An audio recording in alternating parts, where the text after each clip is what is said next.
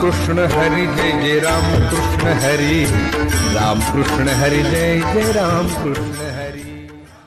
So आपण आहोत ताकपीठे मंदिरामध्ये, जिकडे विठ्ठलाने येऊन ताक प्यायलं होतं आणि त्याचा महिमा आपण आता एक माऊली आहेत ते आपल्यासाठी बोलून दाखवतील।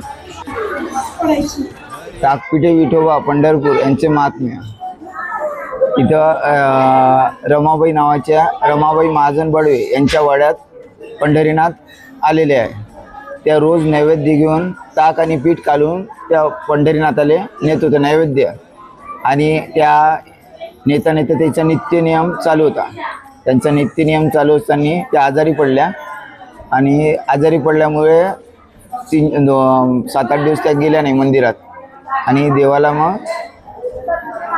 देवाला इच्छा झाली की बा रमाबाई का नाही आल्या, म्हणून ते देव त्यांच्या वाड्यात आले, त्यांच्या घरी आले, आणि ते ताकपीठ मला भूक लागली बा, मला ताकपीठ दे खायला। तर रमाबाई आजारी होते, त्या काही उठू शकत नव्हत्या, आणि देवाला म्हणे तूच घे, ताक पडलेलं आहे तिथं आणि पीठ पडलेलं आहे। तर ते म्हणत होते का माझ्याच्यानं उठणं होत नाही, आता मी खूप आजारी आहे, तूच घे देवाला म्हणत होते। आणि देव रुक्मिणी सवे आले इथे, जे रुक्मिणीला पण घेऊन आले देव, इथे दोन्ही सोबत आहे। आणि ताकपीठ खाण्यासाठी तर त्याने रमाबाईच्या हातचंच खाल्लं, रमाबाईला उठवलं।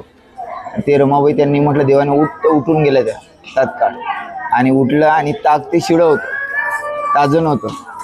ते म्हणे रमाबाई हे खाण्याचे योग्य नाही, तरी पण देव म्हणे मला पाहिजे तुझ्या हात, त्यामुळे ते ताक आणि पीठ खाण्यासाठी देव इथे आले।